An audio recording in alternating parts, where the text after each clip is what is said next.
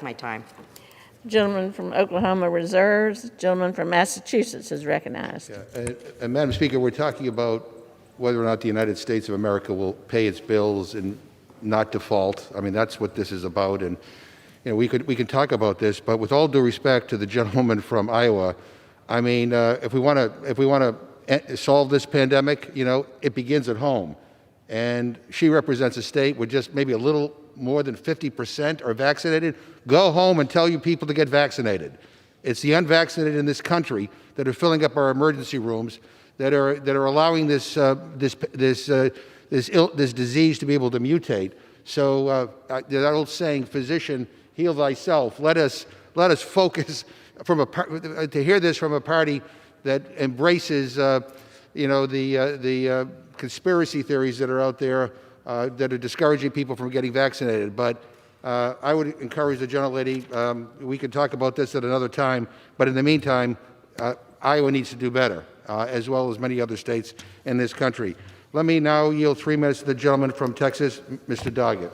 Thank you very much. Gentleman from Texas is recognized. Today I'm voting to approve legislation to cover massive costs incurred by the self-described king of debt for wasteful tax expenditures that we Democrats strongly opposed. While his other claim to be a stable genius never had an ounce of credibility, Trump has indeed earned the undisputed title, King of Debt. Republicans had a dine and dash strategy, run up a tab for a massive feast for the wealthiest 1% and then dodge a bill to cover it. It's surely a new low. More than $2 trillion for a massive tax scam. Multinational corporations in America today, thanks to their shenanigans, now pay an effective tax rate of less than 8%, with 55 corporations not paying a dime on absolutely a total of $40 billion in combined profits. That's the equity that they added to our tax code as working families around this country paid their fair share. Even more public debt was incurred as we rightly responded to help Americans recover from Trump's pandemic incompetence. After ignoring COVID and sound medical advice from his own scientific advisors, then refusing the most basic public health measures, his failed mismanagement has been devastating to our country, both in lives and in dollars. Hundreds of thousands of American lives.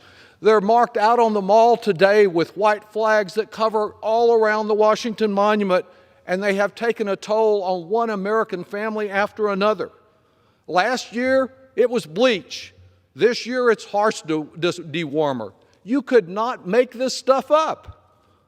While there is no limit to the duplicity of those that are politically enraptured by the Trump personality cult, those with so little commitment to American democracy that they refuse to recognize the result of the last national election and continue promoting the big lie, there is a statutory limit that this Congress faces for our national debt.